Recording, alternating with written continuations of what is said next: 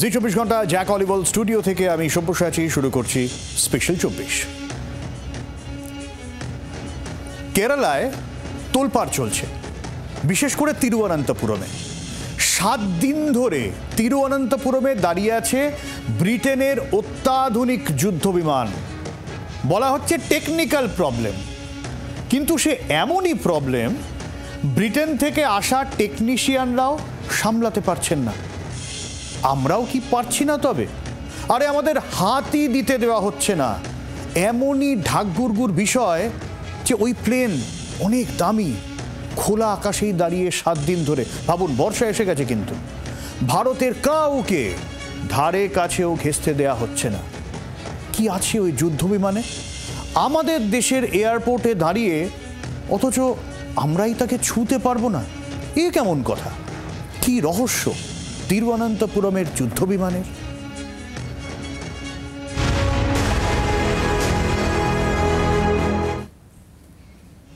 সপ্তাহ পেরিয়ে গেছে প্রায়। কেরালার তিরুঅনন্তপুরম এয়ারপোর্টে এখনো দাঁড়িয়ে ব্রিটিশ F-35B ফাইটার জেট, বিশ্বের সবচেয়ে উন্নত, সবচেয়ে দামি যুদ্ধবিমান। দাঁড়িয়ে রয়েছে ঝড় জলের মধ্যে, খোলা আকাশে। কিন্তু কেন এভাবে? আর কতদিন এইভাবে দাঁড়িয়ে থাকবে ব্রিটিশ যুদ্ধবিমান? কেন ওই জেট ভারতকে ছুঁতে দিচ্ছে না ব্রিটেন? রহস্য দানা বাড়ছে জল্পনা।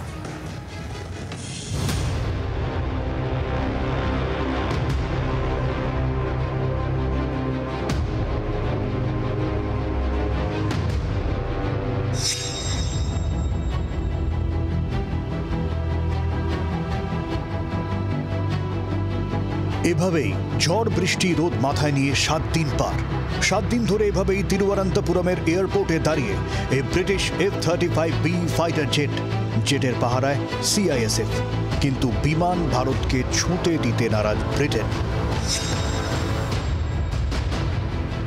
গত শনিবার কেরালার তিরুঅনন্তপুরমের এয়ারপোর্টে ইমার্জেন্সি ল্যান্ডিং করে ব্রিটেনের Royal Navy F-35B stealth fighter জেটটি।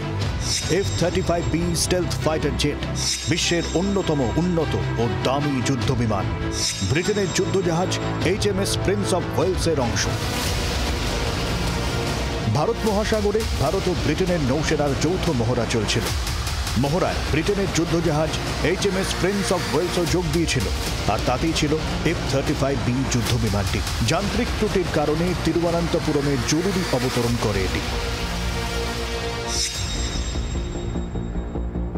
এ পর্যন্ত ঠিকই ছিল, এ ঘটনা আকছারি ঘটে, কিন্তু 48 ঘন্টার বেশি কোনো ভিন দেশের যুদ্ধবিমান এভাবে থেকে গিয়েছে এরকম নজির নেই। এয়ার ট্রাফিক কন্ট্রোলের সহায়তায় বিমান গত শনিবার এখানে আনা হয়েছিল। পাইলট দীর্ঘক্ষণ বসেছিলেন বেরিয়ে এসে, প্লেনকে চোখের আড়াল করতে দেননি। এয়ারপোর্টে বিমান মেরামতির নির্দিষ্ট হ্যাঙ্গার রয়েছে, সেখানে বিমান নিয়ে যাওয়ার কথা বললেও সায় দেয়নি ব্রিটিশ নেভি। তাদের তরফ থেকে টেকনিক্যাল টিম পাঠানো হয়েছিল, ভারতের কাউকে কাছে ঘেঁষতেই দেওয়া হয়নি। ফলে এয়ারপোর্টের পার্ক বে 4-এ এভাবেই খোলা আকাশের নিচে ঠায় দাঁড়িয়ে এই দামি যুদ্ধবিমান।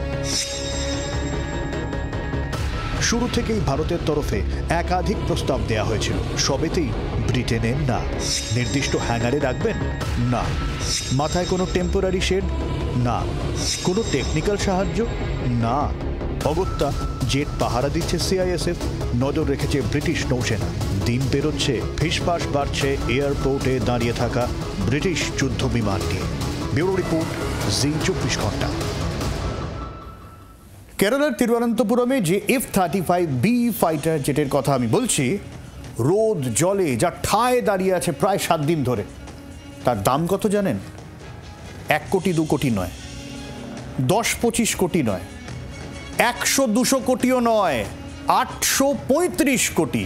আগে হ্যাঁ, 835 কোটির ফাইটার জেট দাঁড়িয়ে তিরুঅনন্তপুরমে, বিশ্বের সবথেকে দামি, সবথেকে উন্নত যুদ্ধবিমান।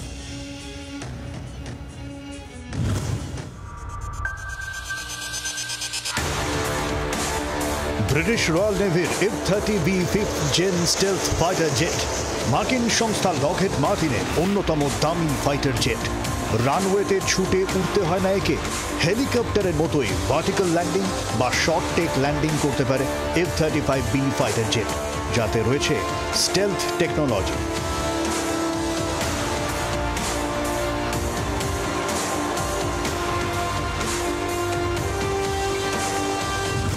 আড়াল থেকে শত্রুকে অতর্কিত আক্রমণ, স্টেলথ প্রযুক্তির মেঘনাথের মতো এই বিশেষত্ব রয়েছে।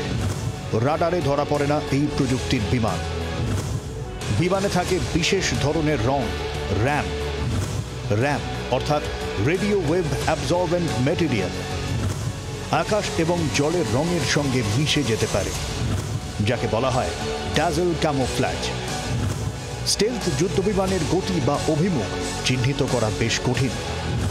বিমানের পেটে স্টেলথ বক্সে থাকে অস্ত্র। স্টেলথ যুদ্ধবিমানে ইঞ্জিন থাকে ওপরের অংশে। ব্রিটিশ F-35B বিমানে রয়েছে 360 ডিগ্রি সিচুয়েশন অ্যাওয়ারনেস, শত্রুর হামলা থেকে বাঁচতে যা গুরুত্বপূর্ণ। একাধিক সেন্সারে শত্রুর আঘাত থেকে বাঁচতে পারে এটি। এয়ার টু এয়ার বা এয়ার টু গ্রাউন্ড কমব্যাটে পারদর্শী এই বিমান। 835 কোটির এই ফাইটার জেট থমকে রয়েছে তিরুবনন্তপুরমের এয়ারপোর্টে। ব্রিটেনের কাছে মোট 38টা F-35B ফাইটার জেট রয়েছে, তার মধ্যে একটি কেরালায়। এইভাবেই কিন্তু ভারতের তাতে হাত দেওয়া মানা। এই জেট সারাতে আপাতত ব্রিটিশরাও ব্যর্থ। মনে করা হচ্ছে কার্গো প্লেন এনে টেনে তুলে নিয়ে যাওয়া হতে পারে, কিন্তু কবে? কেন ভারতের ইঞ্জিনিয়ারদের সাহায্য নিতে নারাজ ব্রিটেন? ব্যুরো রিপোর্ট, জি 24 ঘন্টা। এভাবে রোদ জলে এত দামি যুদ্ধবিমান দাঁড়িয়ে সোশ্যাল মিডিয়ায় নিয়ে তোলপাড় চলছে, আর দুষ্টু ছেলেপুলের তো অভাব নেই। তার মধ্যেও কেউ একজন এই ফাইটার জেটের ছবি তুলে OLX-এ দিয়ে দিয়েছেন। ব্যাস, আর যায় কোথায়? আরও ভাইরাল হয়ে গিয়েছে এই F-35। আর এই OLX-এ যে ছবি দেখাচ্ছি তার ডেসক্রিপশনও মজার। প্লেন নাকি লেডি ডক্টর চালান, পড়শিদের হিংসে হবে এটা কিনলে, অটোমেটিক পার্কিং, ট্রাফিক না মানলে অটোমেটিক গুলিতে রাস্তা সাফা, ব্র্যান্ড নিউ টায়ার, নতুন ব্যাটারি, যা তা একেবারে। ব্রিটিশরা কি জানে তাদের 835 কোটির জেট নিয়ে এখানে কি খিল্লিটাই না চলছে? সপ্তাহভর 835 কোটির একটা ফাইটার জেট এভাবে দাঁড়িয়ে। এবার ভাবুন তো, একটু যে ভেতরে কোনো ছাউনিতে নিয়ে যাওয়া হবে, বেসিক সাফ সাফাই, তাতেও ব্রিটেন নারাজ। এত লুকোচুপি কিসের বলুন তো?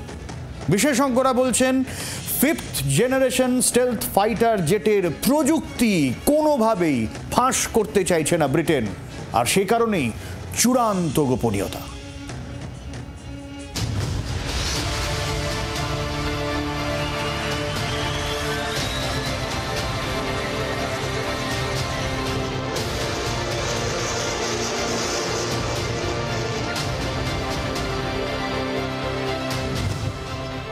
জুন থেকে এভাবে তিরুবনন্তপুরম এয়ারপোর্টে দাঁড়িয়ে British F-35B 5th gen fighter jet. চোখে হারাচ্ছে ব্রিটেন। ঠিক করতে পারছেন না ব্রিটিশ ইঞ্জিনিয়াররা। তবে তাতেও ভারতের কারো এতে হাত দেওয়া মানা। প্রয়োজনে কার্গো উড়িয়ে এনে নিয়ে যাওয়া হবে এই বিমান, তবু ভারতের হাতে একদমই না। কেন? বিশেষজ্ঞরা বলছেন বিশ্বের উন্নত মানের এই যুদ্ধবিমান এখনো ভারতের হাতে নেই, তাই এর প্রযুক্তি ভারতের কাছে খোলসা করতে চাইছে না ব্রিটেন। বিশেষজ্ঞদের মতে F-35B এর প্রযুক্তি অত্যন্ত সংবেদনশীল, গোপন। নেটোর অংশ হিসেবে এর গোপনীয়তা রক্ষা ব্রিটেনের দায়। বিমান পরীক্ষার ছাড় কাউকে দিলে সে তথ্য ফাঁসের আশঙ্কা। খোলা আকাশের নিচেই রয়েছে এই যুদ্ধবিমান। নজরদারি চালানোর জন্যই খোলা আকাশের নিচে রাখা। ভারত ছাড়া অন্য কোনো দেশও তো এর প্রযুক্তি চুরির চেষ্টা চালাতে পারে।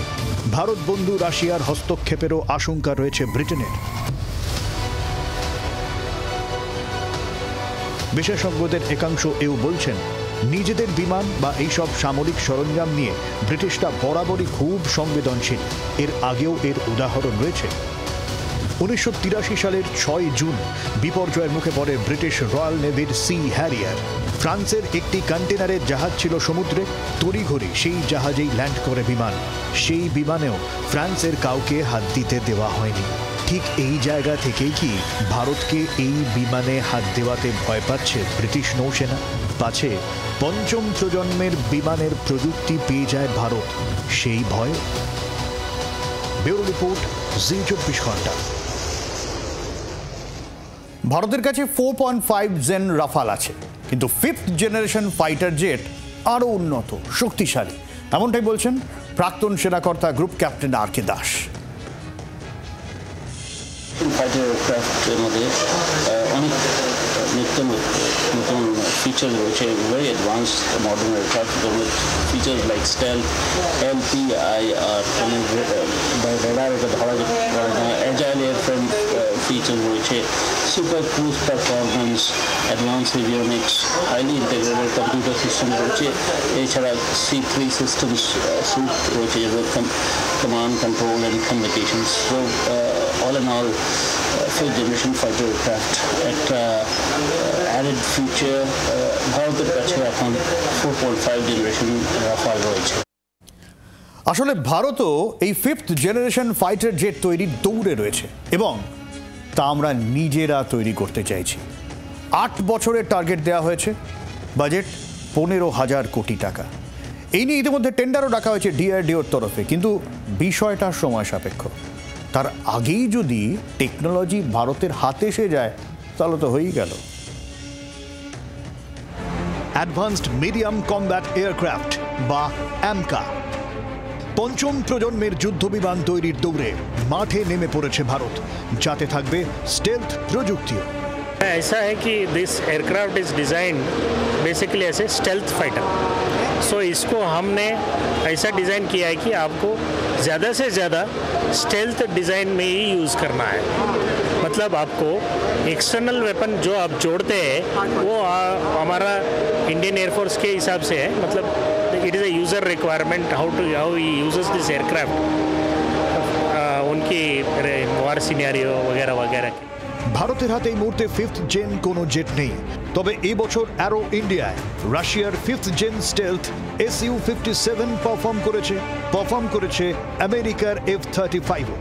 রাশিয়া তাদের এই ফিফথ জেন সুখোই ভারতের কাছে বিক্রিতে আগ্রহী, আর আমেরিকাও ভারতের কাছে ফিফথ জেন F-35A বিক্রি করতে ইচ্ছুক। ভারত এখনো অবশ্য এই নিয়ে ভাবতে নারাজ, তাদের focus AMCA. Fifth generation fighter, which will be the AMCA. For that, we released the RFI yesterday. Our design wing of DRDO released it. For the first time, we've kept it open both for public and the private sector. The intent being that we need to have preferably at least 2 aircraft manufacturers in the country, if not more. And once that gets some traction, we hopefully will move towards self-reliance in this critical area.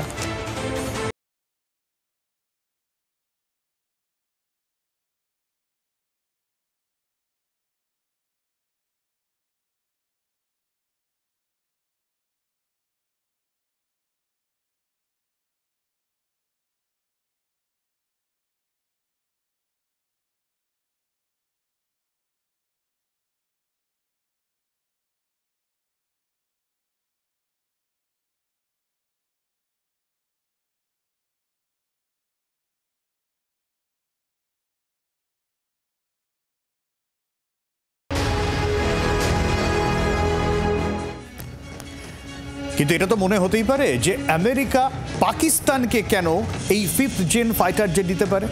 আরে গতকালই তো special 24 আপনাদের জানালাম Donald ট্রাম্পের সাথে Asim মুনিরের meeting হয়েছে, আর সেই মিটিংয়ে ডোনাল্ড ট্রাম্প বলেছেন আপনাদের সব কিছু দেবো, অস্ত্র শস্ত্র টাকা পয়সা, আপনারা শুধু ইরানের সঙ্গে যুদ্ধে আপনাদের এয়ার স্পেস ব্যবহার করতে দিন, আর আমায় নোবেল শান্তি পুরস্কারের জন্য মনোনীত করুন। গতকাল স্পেশাল 24 শোয়ে বলেছিলাম, আর আজ দেখুন ডোনাল্ড ট্রাম্পকে নোবেল শান্তি পুরস্কারের জন্য মনোনয়ন দিল পাকিস্তান। যদিও ডোনাল্ড ট্রাম্পের কান্নাকাটি এখনো পর্যন্ত জারি রয়েছে নোবেল শান্তি পুরস্কার নিয়ে।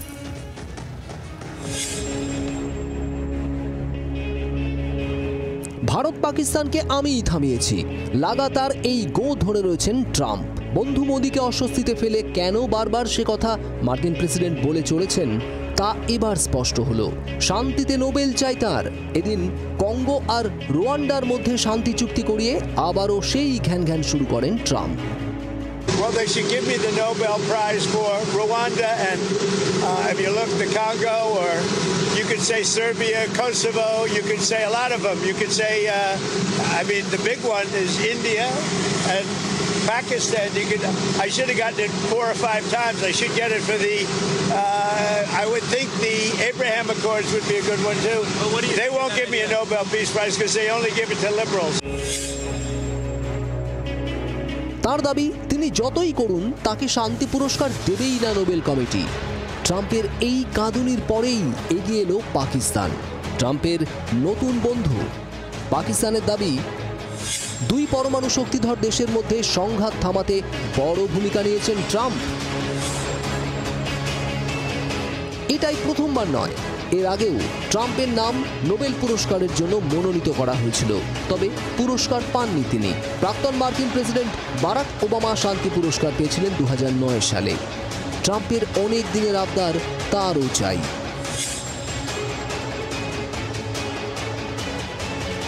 নোবেল শান্তি পুরস্কার পাওয়ার ইচ্ছে ট্রাম্পের অনেক দিনের। বারাক ওবামার মতো তিনিও এই রেকর্ডের শরিক হতে চান। এবছর ইসরায়েলের প্রধানমন্ত্রী বেঞ্জামিন নেতানিয়াহুর সঙ্গে ওভাল অফিসে বৈঠকে তো ট্রাম্প বলেই দিয়েছিলেন, ওরা আমাকে কখনো নোবেল শান্তি পুরস্কার দেবে না, এটা বাজে ব্যাপার, আমি এর যোগ্য দাবিদার, কিন্তু ওরা কখনোই আমাকে দেবে না। এই ইচ্ছে থেকেই ট্রাম্প তার ভোট প্রচারে বলেছিলেন 24 ঘন্টার মধ্যে রাশিয়া ইউক্রেন যুদ্ধ থামিয়ে দেবেন। এই জায়গা থেকেই ভারত পাকিস্তান যুদ্ধ থামানোর কৃতিত্ব দাবি করেই যাচ্ছেন ট্রাম্প। ভারত আপত্তি জানালেও থামছেন না, কিন্তু তাতে কি, মশাই চেষ্টা তো করছেন।